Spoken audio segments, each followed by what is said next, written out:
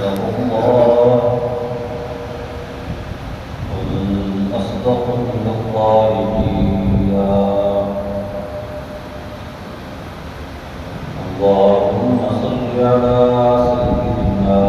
ومولانا محمد وعلى آل سيدنا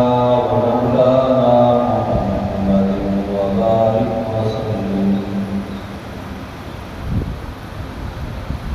وبارك وسلم ثم صل عليه.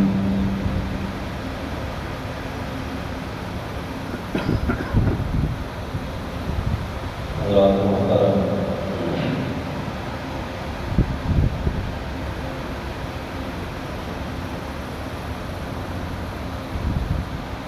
قرآن مجید کی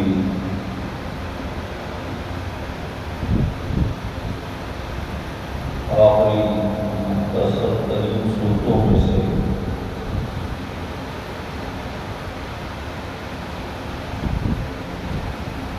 سورۃ العصر کی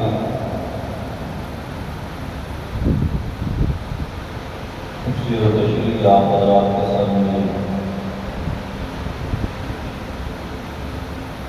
اللہ رب العزت کی توفیق و عنایت سے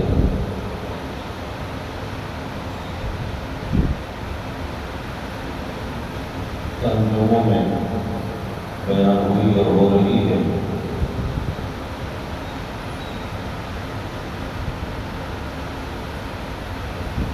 اس سورہ مبارکہ میں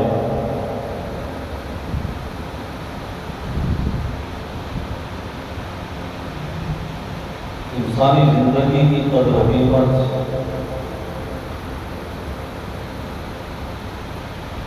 اس کو کارآمد بنانے کا طریقہ،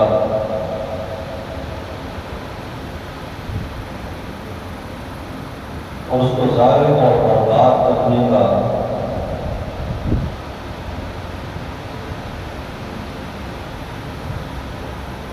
نقصان اور خسارہ، اس کو انتہائی مختصر الفاظ میں بیان کیا گیا ہے۔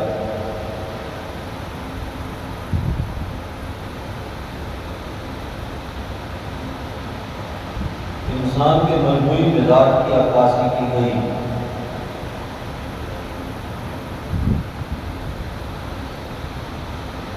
کیونکہ دنیا میں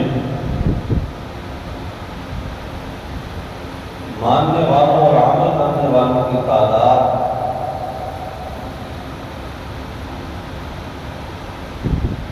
نہ ماننے والوں کے مقابلے میں ہمیشہ کم رہی ہے۔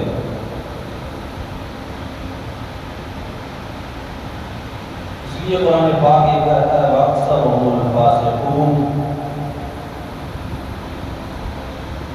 کہ یہ اکثر لوگ اللہ رب العزت کی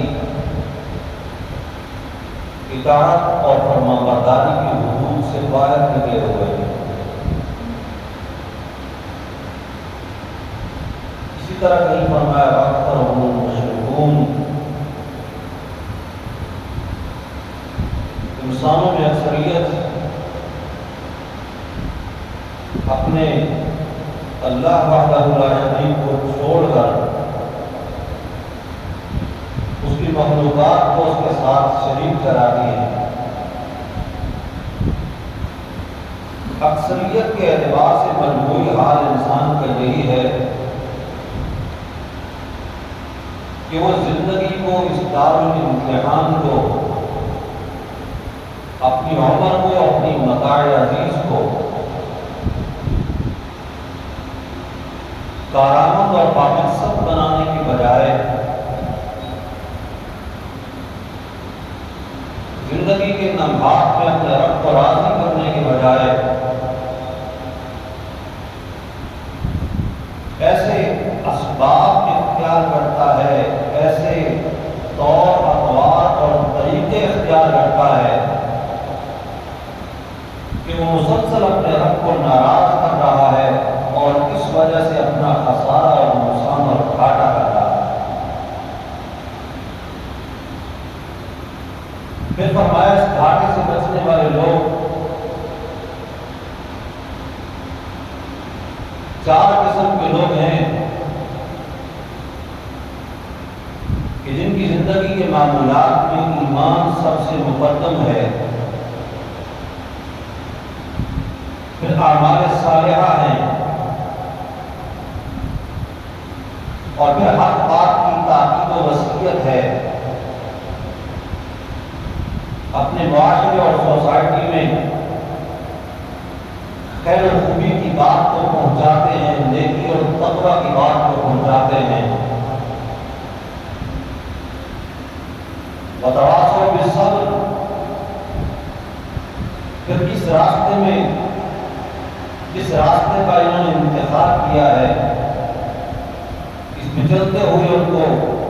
جو مشکلات پیش آتی ہیں، جو پریشانیاں لاحق ہوتی ہیں،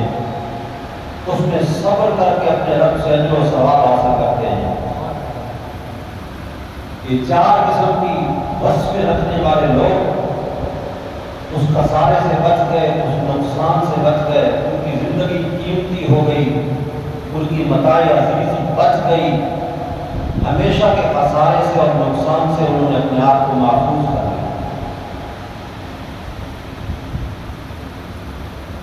پہلے عنوان پہ گفتگو کسی حد تک ہو چکی، اور ایمان کا عنوان تو ایسا عنوان ہے کہ مومن کی کوئی مجلس نہ سے خالی ہوتی ہے اور نہ ہونی چاہیے، اس لیے کہ ایمان تو بنیاد ہے۔ اگر ایمان نہیں تو کچھ بھی نہیں، نہ کوئی نیک عمل قابل قبول ہے، نہ کوئی روزہ قبول، نہ کوئی نماز قبول، نہ کوئی تہجد قبول، نہ جہاد قبول، نہ نیکی کی باتیں قبول۔ ایمان کی بنیاد پہ سارے اعمال کی مقبولیت ہے۔ پھر ایمان کے بعد شیطان کا ایک اور دھوکہ باز بات آ جاتا ہے۔ ایک مومن، ایک مسلمان کے دماغ میں یہ بات ڈالتا ہے کہ بس تم ایماندار ہو، مومن ہو، کلمہ پڑھ لیا ہے، مسلمانوں کی صف میں شامل ہو،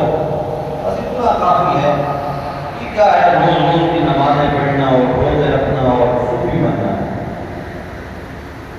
اگر خامخواہ یہ کرنا ہی ہو، اہتمام کے ساتھ تو بڑی عمر پڑی ہے،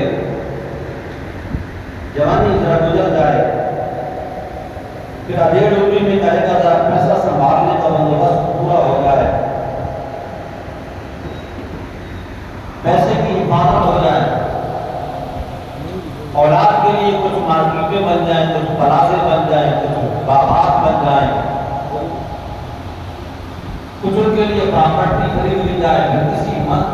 یعنی روش میں وہ مگن اور مست رہتا ہے، اور شیطان اس کو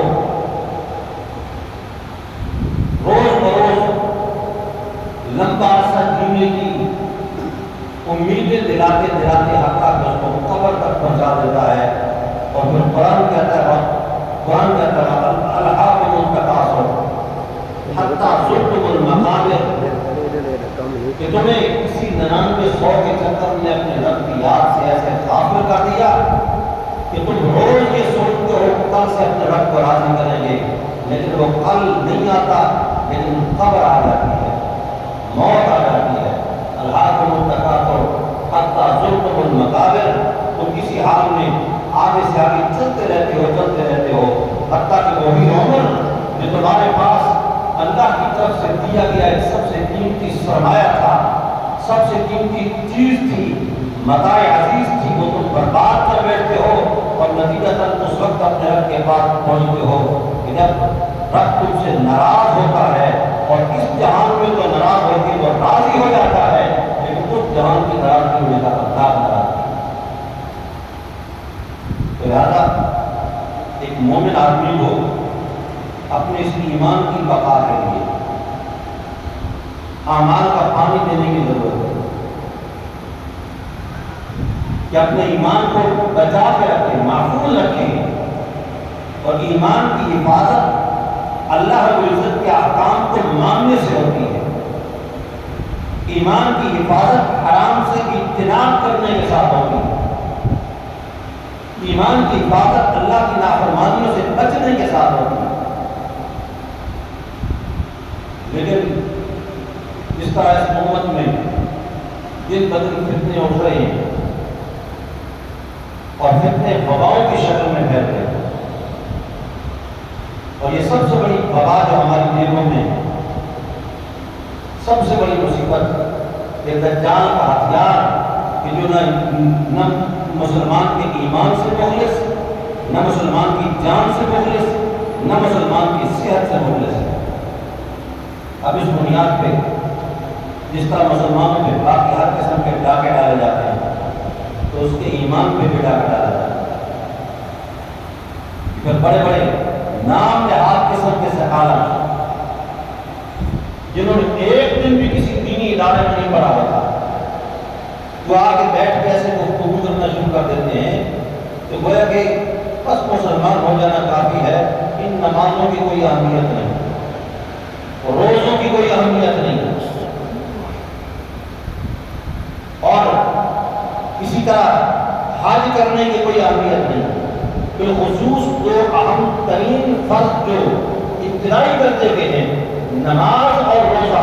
اس کے متعلق آج اس دور میں باقاعدہ ترغیبیں چلنا شروع ہو گئی ہیں کہ مسلمان کے دل سے اس چیز کی اہمیت ختم ہو جائے،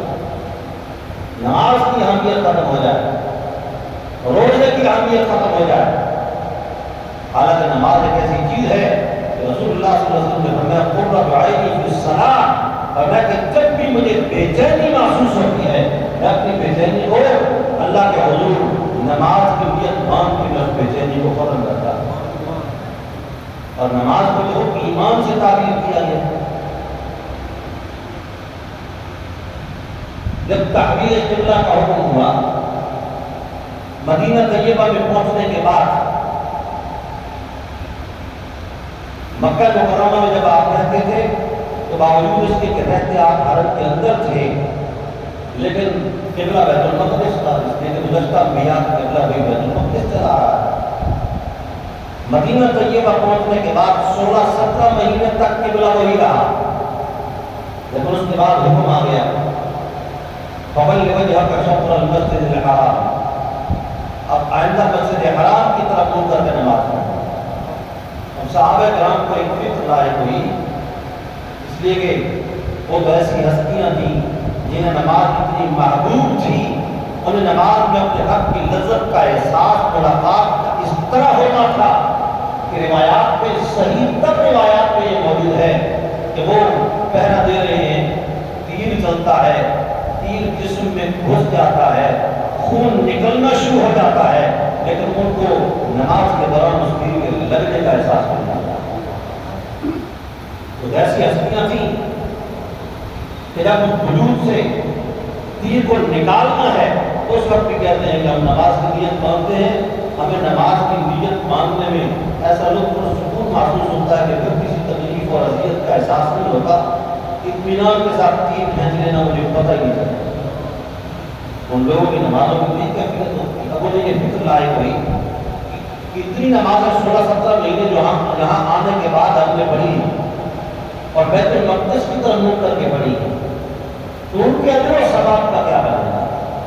کیا اس کا اجر کم ملے گا؟ یا پچھلی ختم ہو گئی اب نئے سرے سے محنت ہوگی؟ اس لیے کہ ایک مسلمان کا سرمایہ، اصل حقیقی سرمایہ جو اس کے اعمال ہوتے ہیں نا، کہ وہ ضائع نہ ہو جائیں، کہیں وہ پچھلے اعمال کا ثواب ختم تو نہیں ہو گیا۔ جواب میں اللہ نے فرمایا ما کان اللہ لیضیع ایمانکم، اللہ تمہارے اس ایمان کو ضائع نہیں کرے گا، اس لیے کہ تمہاری نماز تمہارا ایمان ہے۔ نماز کو ایمان سے تعبیر کیا گیا، لیکن یہ کہا جاتا ہے دیکھو جی انسانی سوسائٹی میں اور بھی بڑے مسائل ہوتے ہیں، پڑوسی بھی ہوتے ہیں، یتیم مسکین بھی ہوتے ہیں، غرباء ہوتے ہیں، لوگوں کے لیے راستوں کا بندوبست کرنا ہوتا ہے، گھروں میں راشن پہنچانا ہوتا ہے، اور بھی بڑے رفائی کام ہوتے ہیں۔ تو اگر کوئی شخص رفائی کاموں میں مصروف ہے تو کوئی طرح نہیں نماز چھوڑ دے کے آ رہی ہے، نماز پہ اتنا اصرار نہیں کرنا چاہیے، حقوق و رقاب کا خیال رکھنا چاہیے۔ باقاعدہ آج اس دور میں اس عنوان سے تقریریں ہو رہی ہیں۔ اللہ حالانکہ میں یاد کر چکا ہوں حدیث جبریل کے حوالے سے کہ ایمان تو دل میں ہوتا ہے، اور کسی کو مسلمان کہنا اس کے اعمال کی بنیاد پہ ہوتا ہے، اس کی زبان کے اقرار کی بنیاد پہ ہوتا ہے، اس کی نماز کی بنیاد پہ ہوتا ہے، اس کے روزے کی بنیاد پہ ہوتا ہے، اس کے حج کی بنیاد پہ ہوتا ہے، اس کی زکوٰۃ کی بنیاد پر ہوتا ہے۔ اس لیے کہ اسلام کے ارکان ہیں، اور ارکان کے بغیر، رکن کے بغیر کسی چیز کا وجود نہیں ہوتا۔ اگر کوئی شخص اپنے آپ کو مسلمان کہلاتا ہے اور مسلمان رہنا چاہتا ہے تو اس کے لیے ضروری ہے کہ وہ نماز کا بھی اقرار کرے اور نماز باقاعدہ پڑھے بھی صحیح، روزے کا اقرار کرے اور روزہ باقاعدہ رکھے بھی صحیح، زکوٰۃ کا اقرار کرے اور زکوٰۃ باقاعدہ ادا بھی کرے، حج کا اقرار کرے اور جب فرض ہو جائے تو حج ادا بھی کرے۔ اگر یہ کام ان چیزوں کے اقرار سے پیچھے ہٹ جائے گا، اس شخص کا اسلام کے ساتھ کوئی تعلق نہیں ہوگا۔ اس لیے افضل ترین دور میں، اول دور میں رسول اللہ صلی اللہ علیہ وسلم کی وفات کے بعد سیدنا صدیق اکبر رضی اللہ تعالیٰ عنہ کی طرف روایت نکلی، وہ منکرین زکوٰۃ کے خلاف تھا، اور پھر حضرت عمر رضی اللہ تعالیٰ عنہ کا اشکال ہوا کہ آپ نام کے تو مسلمان ہیں، کلمہ کوئی تو ہے، اور آپ نے فرمایا، رسول اللہ صلی اللہ علیہ وسلم کا ارشاد ہے کہ جب تک لوگ لا الہ الا اللہ محمد رسول اللہ کا اقرار کرتے رہیں اس وقت تک ان کے کی جان بھی محفوظ ہوگی، ان کا مال بھی محفوظ ہوگا۔ اور آپ کیا کر رہے ہیں؟ آپ جن کلمہ پڑھنے والوں کے خلاف جواب نکال رہے ہیں، جواب نہیں۔ حضرت صدیق اکبر نے جو کلمات کے ساتھ فرمائے، اب اس سے آپ کو اہمیت سمجھ میں آئے گی۔ جواب نے کہا، عمر بتلاؤ، اگر کسی بستی کے لوگ نماز کے انکاری ہو جائیں، کہے کہ ہم اس بستی میں نماز نہیں ہونے دیں گے، ہیں مسلمان، کلمہ پڑھتے ہیں، لیکن کہتے ہیں ہم اس بستی میں آذان نہیں ہونے دیں گے، اس بستی میں نماز نہیں ہونے دیں گے، کیا خیال ہے حاکم وقت کی ذمہ داری ہے یا نہیں کہ تلوار کے زور پر وہاں نماز قائم کروائے؟ حضرت عمر نے کہا، بالکل بات مجھے سمجھ آ گئی، جس طرح نماز بدن کا حق ہے، اسی طرح زکوٰۃ مال کا حق ہے۔ بدن کے حق کے چھوڑنے کی وجہ سے اجتماعی طور پر اس کی بنیاد پر بھی اگر کتاب ہوگا تو مال کے حق کے چھوڑنے کی وجہ سے بھی باقاعدہ کتاب ہوگا۔ درست فیصلہ کر رہے ہیں۔ اور اس کے بعد یہ کہا، واللہ ہے، خدا کی قسم مجھے یقین ہو گیا، انقد شرح اللہ صدرہ کی بکرن، اللہ رب العزت نے صدیق اکبر کا سینہ کھول دیا ہے، اور جہاں تک ان کی سوچ پہنچتی ہے وہاں تک ہماری سوچ نہیں پہنچتی۔ وہ تو یہ کہتے ہیں کہ زکوٰۃ کا انکار کرنے والے میں ایمان نہیں، نماز کو اہمیت نہ دینے والے کا ایمان نہیں، اور ہم یہ سمجھتے ہیں خیر ہے کوئی حرج نہیں۔ اور اسلام کہتا ہے، رسول اللہ صلی اللہ علیہ وسلم فرماتے ہیں، وہ جو حدیث جبریل میں نے آپ کے سامنے رکھی، پہلا سوال تھا من ایمان ہو یا رسول اللہ، جواب میری ایمان کا اظہار نہ کیے۔ پھر سوال ہوا من اسلام ہو یا رسول اللہ، اسلام کیا ہے؟ تو جواب کے اندر بتلایا، ان تشہد باللہ، من تشہد لا الہ الا اللہ وانی محمد وانی رسول اللہ۔ فرمایا اسلام اس بات کا نام ہے کہ تو ان دو گواہیوں کو، ان کا اقرار کر، اللہ کے سوا کوئی معبود نہیں، محمد رسول اللہ اللہ کے بھیجے ہوئے پیغمبر ہیں، من تقیم الصلاۃ، من تؤتی الزکاۃ، من تصوم رمضان، من تحج البیت، ورنہ تو نماز بھی پڑھ، تو زکوٰۃ بھی دے، تو حج بھی کر، اس بات کا نام، اور زکوٰۃ بھی ادا کر، اس بات کا نام اسلام ہے۔ یہ 5 ارکان ہیں۔ بنی الاسلام علی خمس، اسلام کی بنیاد ان 5 ستونوں پر ہے، 5 ارکان پر ہے۔ نماز کے جن لوگوں کو رکن یاد ہیں، نماز کے ارکان میں سے کوئی ایک رکن اگر نہ نماز میں پایا جائے، نماز ہو جاتی، کہا جائے کہ نماز ہے ہی نہیں۔ اگر ایک آدمی کہے کہ میں ساری نماز پڑھوں گا لیکن بغیر عذر کے کہتا ہے میں سجدہ نہیں کروں گا، نماز ہوگی؟ عذر الگ چیز ہے۔ عذر کے بغیر کہے میں سجدہ نہیں کروں گا، نماز نہیں ہوگی۔ عذر کے بغیر کہے میں قیام نہیں کروں گا، نماز نہیں ہوگی۔ عذر کے بغیر کہے میں رکوع نہیں کروں گا، نماز نہیں ہوگی۔ اسی طریقے سے اگر کوئی شخص یہ کہے کہ میں مسلمان تو ہوتا ہوں لیکن نماز نہیں پڑھوں گا، اس کا اسلام کوئی قبول نہیں۔ کوئی یہ کہے کہ میں مسلمان تو ہوتا ہوں، زکوٰۃ ادا نہیں کروں گا، اس کا اسلام کوئی قبول نہیں۔ اگر کہے کہ میں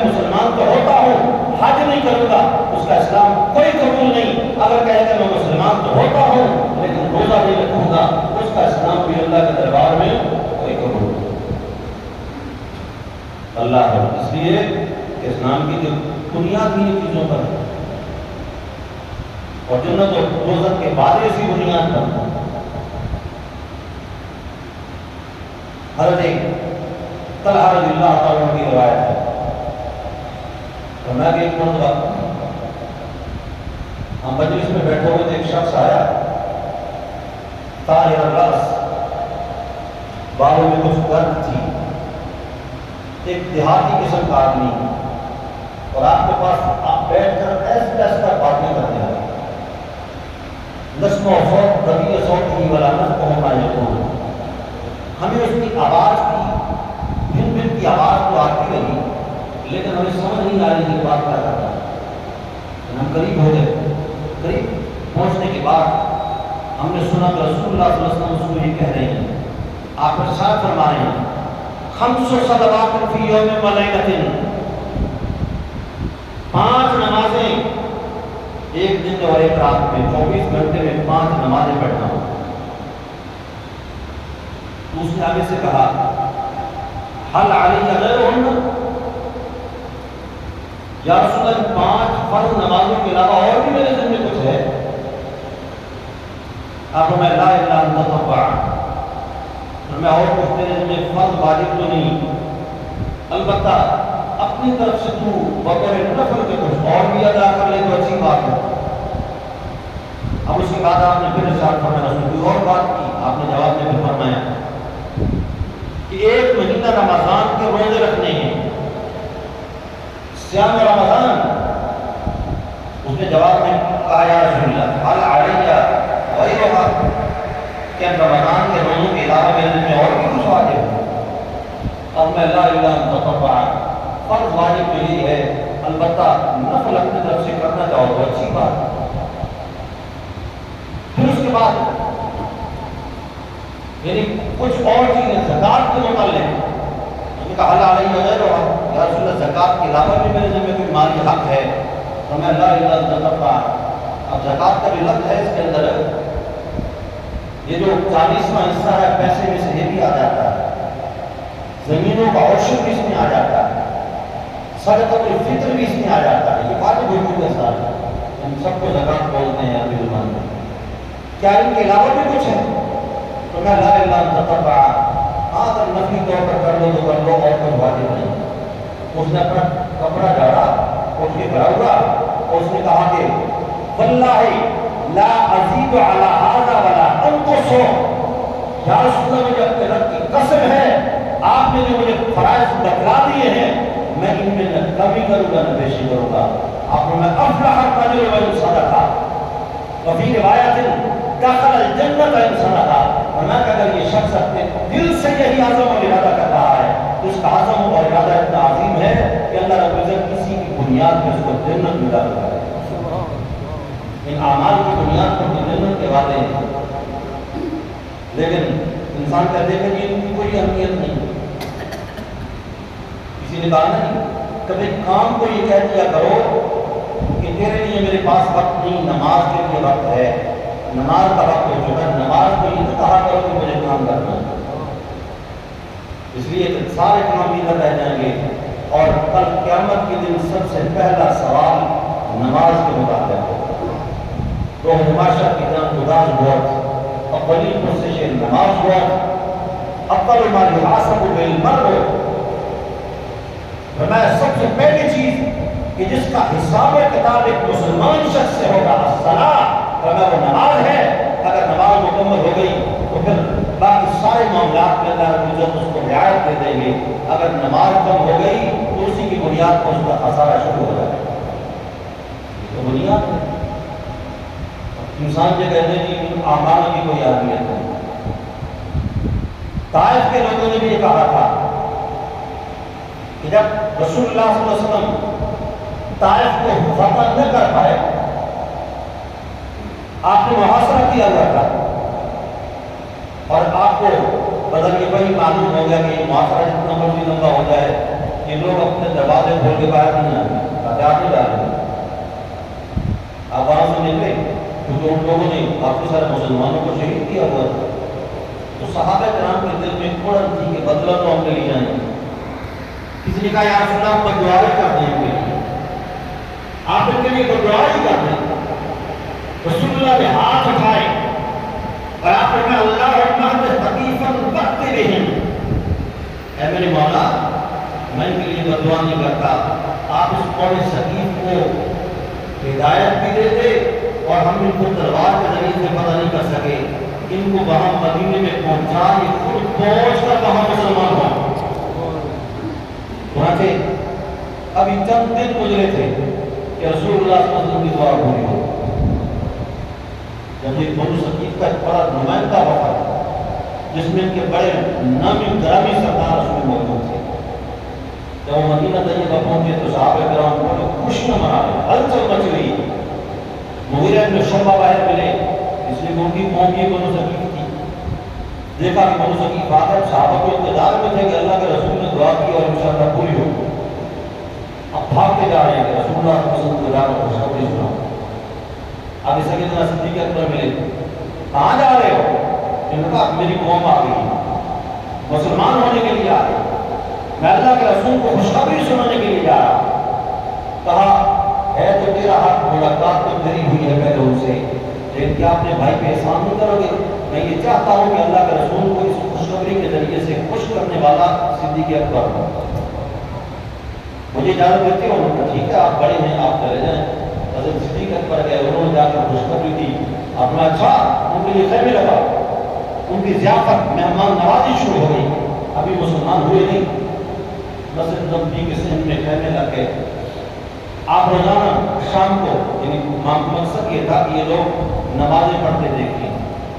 آپس میں صحابہ کرام کے مذاکرے دیکھیں، ان کی علمی مجالس دیکھیں، اس بنیاد پر کے دل میں اسلام کی اہمیت پیدا ہو۔ شام کو آپ جا کر کے حال احوال دریافت کرتے، کسی چیز کی کمی ہو ضرورت ہو تو بتلانا۔ کوئی چار دن کے بعد انہوں نے کہا کہ ہم مسلمان تو ہوتے ہیں حضور لیکن کچھ شرطیں ہیں۔ میں مسلمان اور شرطیں ہو، کیا شرط ہے؟ انہوں نے کہا دیکھیں آپ کا جو اسلام ہے یہ کہتا ہے کہ مسلمان ہونے کے بعد نماز بھی پڑھنا پڑتی ہے، ہم کاروباری لوگ ہیں، مصروف ترین لوگ ہیں، ہمارا کاروبار شام تک پھیلا ہوا ہے، جتنا جی میں آئے گا پڑھ لیں گے لیکن آپ ہمیں پابند نہ کریں۔ تو میں اس دنیا میں پھر خیر کیسی ہو جس میں نماز بھی موجود نہیں ہے؟ تم کہتے ہو ہمیں نماز کی تمہیں اجازت دی، نماز چھوڑ دو، وہ دنیا میں خیر کہاں سے آ گئی کہ جس دنیا میں نماز موجود نہ ہو؟ لہذا اگر تمہارا ایمان کی شرط کی بنیاد پہ ہے کہ تم نماز نہیں پڑھو گے، ہم تمہارے ایمان کو اسلام کو کوئی قبول نہیں کریں۔ اچھا جی واپس چلے گئے، مشورہ کروں گا چلو یار کوئی حرج نہیں، ذہن کو سمجھایا کہ دن میں 5 نمازیں ہیں، 10-12 منٹ میں نماز ہو جاتی ہے، گھنٹے سے اوپر نیچے کا کام ہے، 24 گھنٹے میں کوئی حرج نہیں، پڑھ لیں گے خیر ہے، لیکن یہ زکوٰۃ یہ بڑا مشکل تھا۔ پھر آگے انہوں نے کہا کہ یہ بھی عجیب بات ہے، آپ کا اسلام یہ کہتا ہے کہ ہم کمائیں بھی صحیح، محنت کریں، 39 حصے اپنے پاس رکھیں، 40واں حصہ غرباء اور مساکین کو دیں، کمائیں ہم اور کھائیں کوئی اور، یہ بات ہمیں سمجھ میں نہیں آتی۔ فصل کاشت کریں، اس میں سے اگر وہ بارانی ہے تو 10واں حصہ دیں، اگر اس کو پانی محنت کا پانی پلایا جاتا ہے، مشقت والی زمین ہے تو اس میں سے 20واں حصہ دیں۔ ابھی کام بھی ہمارے لیے مشکل ہے، دادا آپ ابھی اس کو ہم نے رعایت کی، اور میں کہ یہ اللہ کا حکم ہے اور میں اللہ کے حکم کو تبدیل نہیں کر سکتا۔ زکوٰۃ مانو گے تو تمہارا اسلام مانا جائے گا، اگر زکوٰۃ تسلیم نہیں کرو گے تو ہم تمہارے اسلام کو کوئی قبول نہیں کریں گے۔ یہ تو علامات ہیں، ارکان ہیں، ان کے بغیر اسلام کیسا ہے؟ پھر کہ انہوں نے کہا اچھا جی زکوٰۃ بھی ادا کریں گے لیکن شراب ہماری بہت بڑی مجبوری ہے، شراب ہماری مجبوری ہے، ہمارے علاقے میں بنتی ہے اور یہاں سے سپلائی ہوتی ہے دور دراز تک، آپ ہمیں شراب پینے کی اجازت دیں، میں اللہ نے جس چیز کو حرام کر دیا میں اس کو حلال کر دوں۔ انما الخمر والمیسر والانصاب والازلام رجس من عمل الشیطان فاجتنبوہ، شراب کا تو ایک قطرہ بھی اللہ نے حرام اور ناپاک قرار دے دیا، جس چیز کو اللہ نے حرام اور ناپاک قرار دیا ہے میں اس کو حلال قرار دے سکتا ہوں؟ اگر تم اس اسلام کو قبول نہیں کرتے کہ جس میں شراب حرام ہے تو پھر ہمیں تمہارے اسلام کی کوئی ضرورت نہیں۔ پھر واپس رہیں گے، پھر آئے انہوں نے کہا جی ہماری معیشت کا دار و مدار سود پہ ہے، کیسا بڑا پھیلا ہوا ہے جی، اور وصولیاں ہم نے کرنا ہوتی، آپ ہمیں اجازت دیں ہم جو سود کا کام کر رہے ہیں یہ برقرار رہے، چلتا رہے۔ اللہ اب میں یہ بھی شرط تم نے عجیب رکھی، اللہ کا قرآن کہتا ہے کہ جو شخص لم تفعلوا فاذنوا بحرب من اللہ ورسولہ، اگر تم سود سے باز نہیں آتے تو اللہ اور اس کے رسول کے ساتھ جنگ کے لیے تیار ہو جاؤ۔ جس کو اللہ اور اس کا رسول اپنی دشمنی قرار دے رہا ہے ہم اس کو کریں گے ٹھیک ہے جی تمہیں اسلام میں اس کی اجازت ہوگی۔ اسلام کیسا کہ جس میں اللہ اور اس کے رسول کے ساتھ دشمنی بھی ہوتی ہے۔ سبھی انہوں نے کہا ٹھیک ہے جی سود کا کام بھی چھوڑ دیں گے، ایسا ایسا مانگتے چلے گئے آخر میں انہوں نے کہا جی ساری باتیں مان لیں لیکن ایک بات ہے کہ ہمارے ہاں ایک فقیرنی ہے، اس کا بت خانہ ہے، معبد ہے، اس کا تھلا ہے، فقیرنی کا نام لات ہے، اور ہم تو توہین کی نیت کے ساتھ اس کی طرف دیکھتے نہیں، سوچتے ہی نہیں، اس کے ارد گرد سے گزرتے ہوئے ہم کوشش کرتے ہیں کہ اس کو راضی کر کے گزرے، سلام کر کے گزرے۔ آپ کے دین میں تو یہ تعلیم ہے کہ ان سارے بتوں کو گرانا ہے، توڑنا ہے، اور عبادت و پکار صرف ایک اللہ کی کرنی ہے۔ ہم عبادت و پکار کو صرف ایک اللہ کی کریں گے، لیکن اس کو گرانا ہمارے پاس کی بات نہیں۔ اس لیے ہمیں یہ کہا جاتا ہے کہ جو اس کو چھیڑے گا تو اس کی چارپائی اٹھتی ہو جائے، رات کو اس کو پٹک پٹک کر دیواروں سے مارا جائے گا۔ ہم تو بڑے کرتے ہیں، یہ کام ہمارے پاس میں نہیں ہے۔ میں اچھا چلو تم نہیں کرتے، کوئی اور کرے تو پھر انہوں نے کہا ٹھیک ہے، کوئی اور کرے تو ہمیں کیا اعتراض ہے۔ چنانچہ آپ نے ابو سفیان کو، خالد بن ولید کو، ان حضرات رضی اللہ تعالیٰ عنہ آپ نے ان کے ساتھ بھیجا، اور انہوں نے وہاں پہنچنے کے بعد سب سے پہلا کام یہی کیا کہ اس بت خانے کو بالکل ملیاں میچ کر کے زمین کے برابر کر دیا۔ اب اس قوم نے کھل کے یہ اعلان کیا دیکھو اگر یہ محمد عربی کا دین سچا نہ ہوتا تو یہ لات یہ فقیرنی ہم سب سے بچنا لیتی۔ اس کا مطلب یہ ہے کہ اس کے پلے کچھ بھی نہیں ہے، تمام کا اختیارات ہے تو ایک اللہ کے پاس۔ عرض کرنے کا مطلب یہ تھا انہوں نے بھی کہا کہ یہ کام بڑے مشکل ہے کرنے، اسلام کا کام پہ عمل کرنا مشکل ہے، لیکن آپ فرمایا کہ اسی میں تو امتحان ہے،